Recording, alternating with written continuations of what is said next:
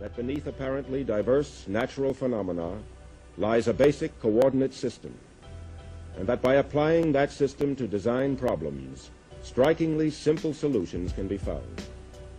To describe that coordinate system, he evolved his synergetic energetic geometry, a mathematics which accommodates the requirements of many physical laws. This system gave him the mathematical basis for geodesic construction. Scientists exploring other fields have found similar patterning. Dr. Donald Casper at the Children's Cancer Research Foundation in Boston has constructed a model of the protein molecules in an icosahedron virus. A microscopic photograph of tissue from the human eyeball produces again the familiar pattern. Algae photographed at the Max Planck Institute in Berlin repeats it. In inorganic science, mathematical crystallographer Arthur L. Loeb has constructed models of the crystal structure of corundum, the basic component of sapphire and ruby, and of cuprite, a copper mineral. These examples of synergetic, energetic patterning appear in very different kinds of natural phenomena. They are consciously articulated by Fuller in his geodesic structures. But more important to him than such practical application is the underlying process of design.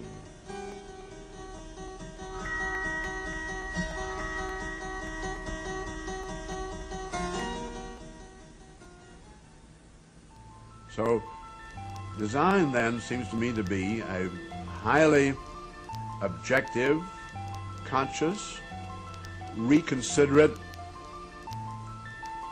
an imagination that uses a great number of experiences and integrates the effect of those experiences and discovers principles that operate in the special cases and uses those generalized principles, and then is not just subjective about them, not just a philosopher about them, but begins to actually apply them and those generalized principles to many specialized cases.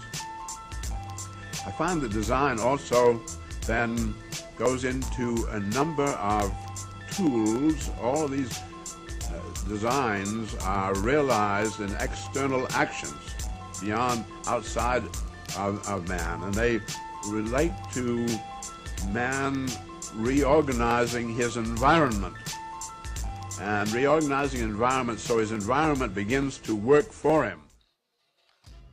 Oh, nature. Yeah, she's a pretty beautiful thing. Very complex, but simple if you know what you're doing. Because nature is made up of pentagons and hexagons, which just so happen to be made of triangles.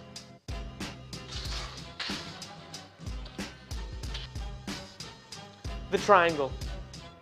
Sound. Strong. Now you see, the triangle is the first shape known to man, since the number 1 and the number 2 don't enclose a shape.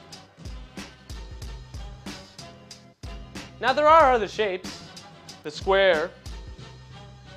When the square has pressure applied to it, it just can't take it. Any pressure given to the square is distributed on its vertices. Take the sturdy triangle.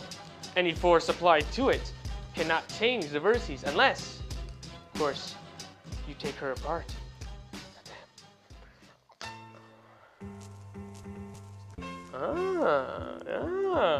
But when back together, you can see that the triangle is indeed the strongest shape. The geodesic dome is made up of triangles, one that makes the pentagons and one that makes the hexagons. The one that makes the pentagon is an isosceles triangle, meaning two sides are the same and the base isn't. The equilateral triangle makes up the hexagons and has all sides of equal shape. The triangles come together in the geodesic dome to create the pentagon and hexagon, but first you're going to have to understand how the 5 coincides with the 6 to create the sphere. This code should help you. Now it may seem complex, but all it's going to take is a little bit of creativity. Now I assure you, if you do it, make it simple, and make it work, then manifestation is well within your reach.